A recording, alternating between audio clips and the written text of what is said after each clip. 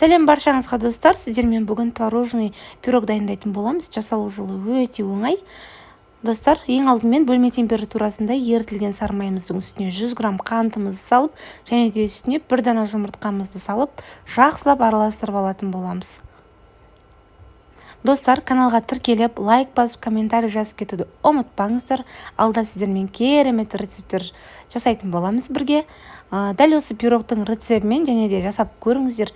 Пирогтарыңыз бір жасағаннан керемет болып шығатын болады. Оның үстіне 200 грамм ұнымызды 2 бөлікке бөліп салып аламыз, және де үстіне разрыхителімізді салып алатын боламыз. Қамыр қопсытқышымызды, яғни ұнымызды 2 бөлікке бөліп салып, өте жұмсақ қамыр илеп алыңыздар.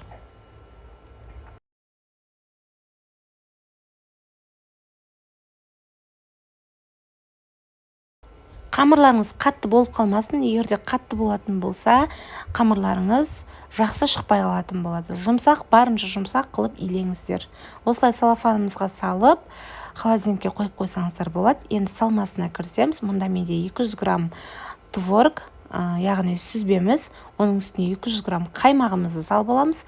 Менде бұл жерде 20% қаймақ, оның үстіне 2 дана жұмыртқамызды салып аламыз.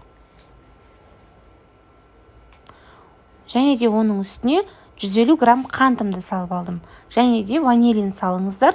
Өз қалауларыңызша ванилин салсаңыздар дәмдірек болады. Және де 2 ас қасық крахмал, кукурузный крахмал қолдансаңыздар болады. Дәл осылай блендеріміздің көмегімен бір келкі масса дайындап алатын боламыз.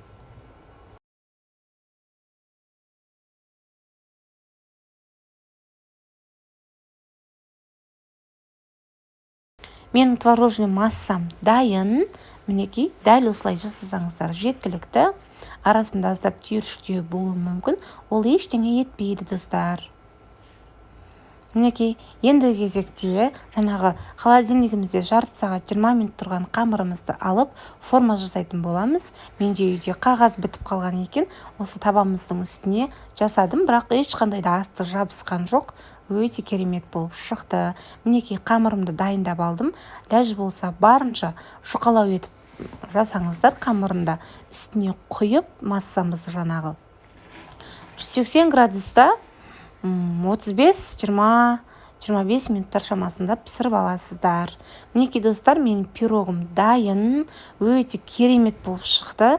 Жасап көруге сіздерге де кеңес беремін. Қараңыздар, әбден суығаннан кейін формамыздан бірақ кесетін боламыз. Суытып алыңыздар.